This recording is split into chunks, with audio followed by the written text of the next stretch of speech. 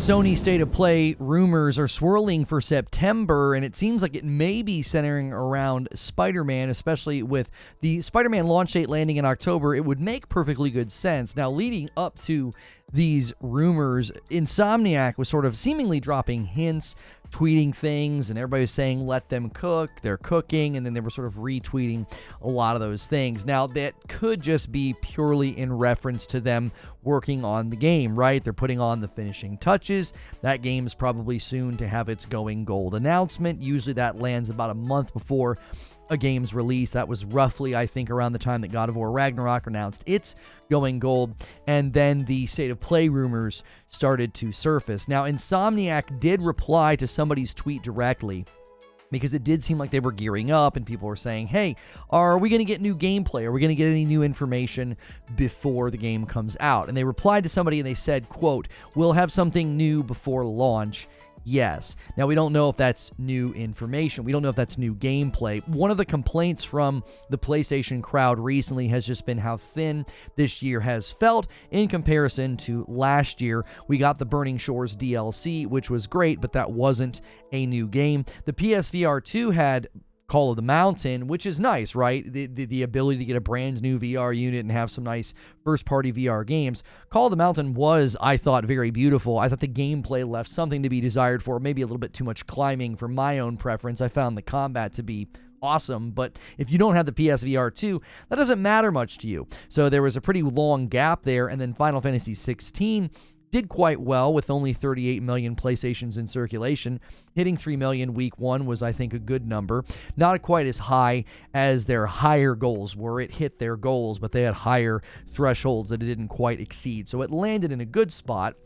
But if you're not a Final Fantasy fan, you might be kind of wondering, like, okay, where are the rest of the games? So we've got Spider-Man 2 and then Helldivers. We still do not have a release date yet for Helldivers 2.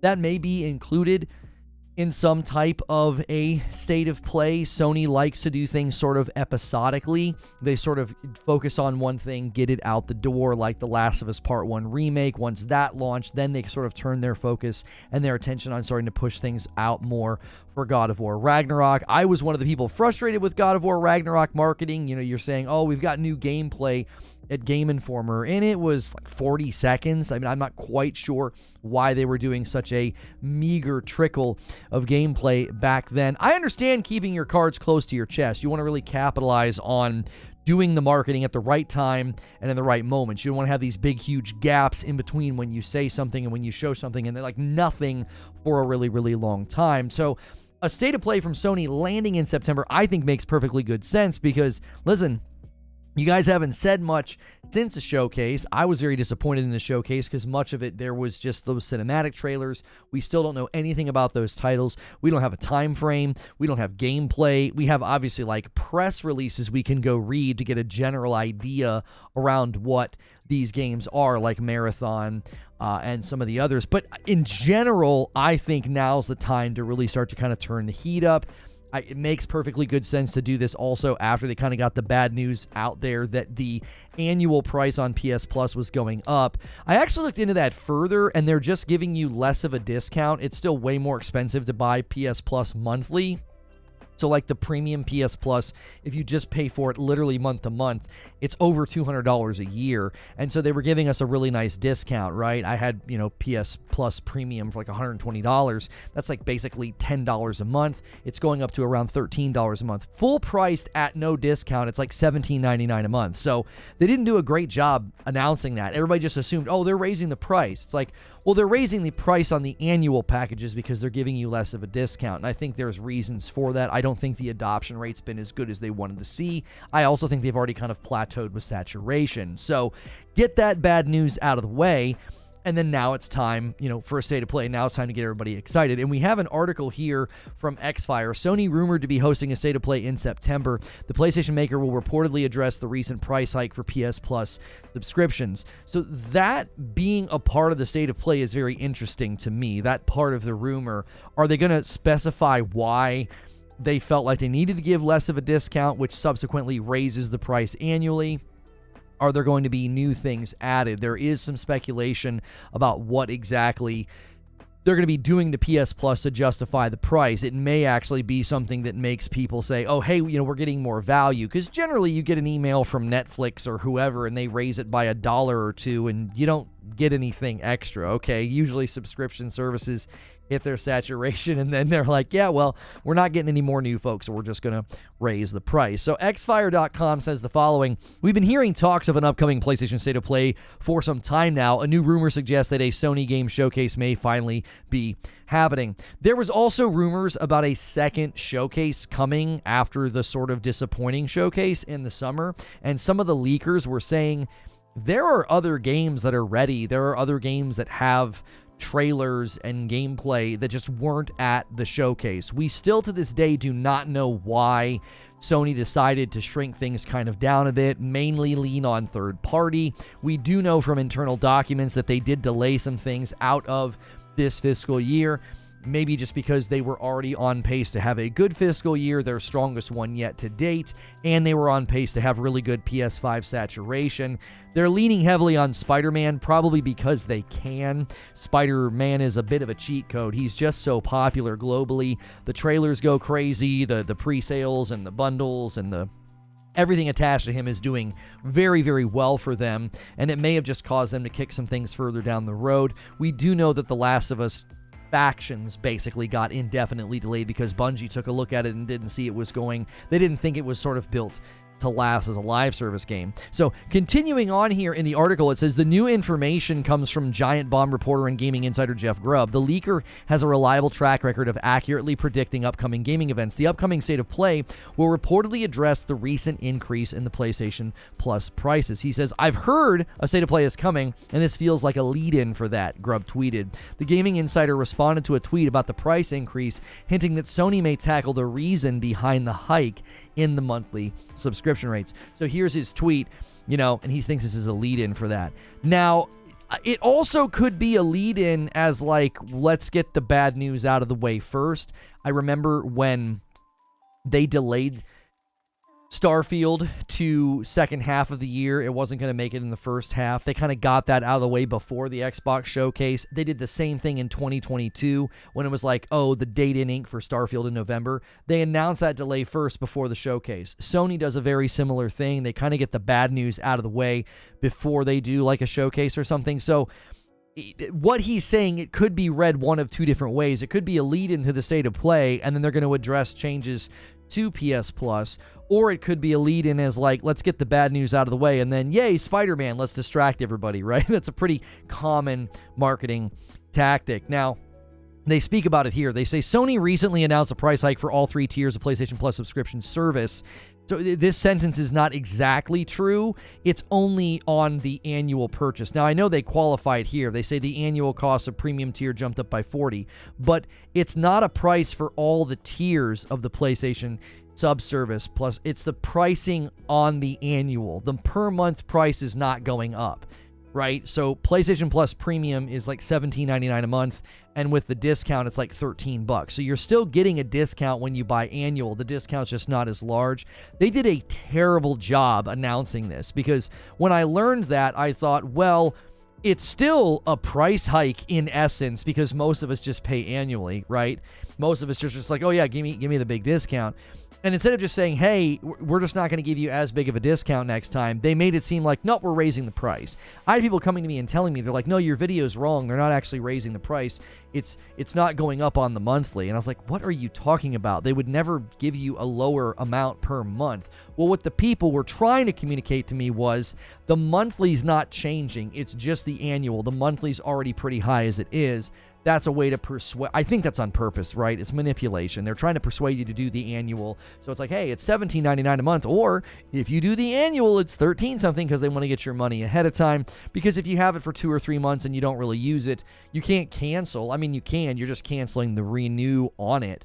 And so you just sort of ignore it. You're like, well, I've paid for it for a whole year. I might as well keep it. It's a common tactic with companies like this. They're not alone in this. Other companies do this. And You as the consumer just have to be aware of what's going on. Set a calendar reminder to cancel, set a calendar reminder, to cancel rebill, so that way you can kind of enjoy it in the time that you paid for, but then you don't want it to automatically renew, especially if you're not using it. Now, the article goes on to say the new pricing scheme will take effect on September the 6th for new subscribers upon renewal of existing ones. So this will happen, first week of September, and then the state of play would likely, I think, would come obviously after that.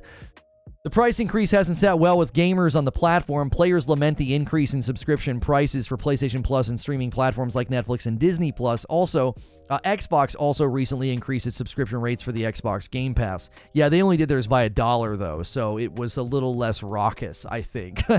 I don't think people get as upset at $1 as, $2 to $3. An upcoming state of play may soothe gamers on the Sony platform. Having new game announcements may also be a good way to soften the blow of the price increase. Gamers are probably ready to hear what is in store for the platform beyond the high-profile releases like Marvel's Spider-Man 2, Alan Wake, and Assassin's Creed Mirage. Well, and Assassin's Creed Mirage is multi-plat, so that's not really, nobody really cares with respect to that from PlayStation's perspective. Like, if you have a PlayStation, that's not a PlayStation title. So I don't necessarily think a state of play in September with Spidey coming out in October. I don't know if they would want to have a bunch of other things sort of sharing the stage with Spidey. Spidey is a bit of a black hole of attention. Like, everybody pays attention to him. His trailers do way better than like everything else. It really isn't a fair comparison because as a character, as a superhero, he's just so iconic and globally recognized. You're going to have a really hard time getting a game to sort of compete with it. So they may decide to not really want to share the stage there. But it also, I think, would be good to know, like, hey, what's going on with Helldivers 2? Do we have a launch date? There's speculation about an October release date, which would be really weird. Why would you launch that in the exact same month as Spider-Man? So is Helldivers 2 actually making it this year? Is it one of the other ones that's been like internally delayed and you just haven't told us yet because we really have no clue? Did that thing get bumped to next year? Listen, when are we going to hear about the first half of 2024? I have no idea what's going on with the PlayStation platform with respect to first-party titles right now. I just don't. I'm confident there's a bunch of stuff coming, but I'm also kind of curious, what's the new marketing cadence, right? If you're going to establish a new cadence of like, okay, we're going to shrink marketing windows, we're only going to really tell you about games within 12 to 18 months of their release date, I'm actually totally fine with that. But that cadence needs to be established, because if not, it's a little curious. It's like, well, what's going on? Where are the games? And again, this is a frustration I've always had with PlayStation's marketing for the last couple of years, kind of covering their platform, is because of how episodic they operate. It's like they don't want to move to the next thing until this thing comes out. So until Spider-Man 2 comes out, I'm actually not anticipating getting a lot of information from them unless it's very generic or just reminders about games that are coming, which I find to be frustrating. Sometimes it's like, I would like a date, I would like new gameplay, but they may wait because they want to get Spider-Man 2 out. And here's a thought as well from the article. The state of play may have been timed to happen close to the highly anticipated release of Starfield on PC and Xbox Series X and S. Players on the Sony console may feel left out that the Bethesda space exploration RPG isn't coming to PlayStation. An exciting and loaded state of play showcase may cheer up gamers on the platform. Having game announcements and releases and release dates reveal may soften the blow of Starfield's exclusivity to Microsoft's platform. I mean, I do think for some of us, it hasn't quite landed. Like, I have a PlayStation and an Xbox, so I can play either. And I'm just not finding myself wanting to give a ton of time to Starfield. It really didn't deliver the exploratory game that I was hoping for. But then there's plenty of people that are really enjoying it. There's a lot of people in my community that are like, I think it's great. I'm really enjoying the questing. That's been my advice to everybody, is like, hey, just stick to the quests. But I do think there's probably a pocket of PlayStation fans that were big Bethesda fans, right? Like, Fallout 4 in its first week had like 60% of its physical sales on PlayStation. So there's a lot of Bethesda fans that may feel like, man, this is kind of a bummer that Starfield's looking kind of cool. I'd at least like to try it out for myself, right? Even if they're sort of in the middle because of the reviews. There's a range of review scores, but that still could have people saying, yeah, I'd like to try it out for myself, and I can't because it's not on the PlayStation. So it could be a good time to sort of tilt the marketing talk back, toward Sony. And again, Spider-Man's a bit of a cheat code. Like his recognizable and popularity status, I think, is going to make it really easy for them to leverage him and leverage the attention of the market back on them, especially with the runway of their game. Now, they might not want to do anything this opening week because Baldur's Gate 3 is landing on the PlayStation. Mine actually already installed. I think I can play it now already. I've not been able to this weekend. I've been really, really busy, but that is another thing to consider. Maybe they kind of want to wait, let Baldur's Gate 3 get out, do its thing on PlayStation, because it did rise in pre-orders. It was like rivaling Madden, which is impressive. And there's also the Portal. It says here, Sony may also showcase the PlayStation Portal at the upcoming event. A tech demo or deep dive for the PS5 handheld companion could be on the table at the event, given the upcoming device is expected to release soon.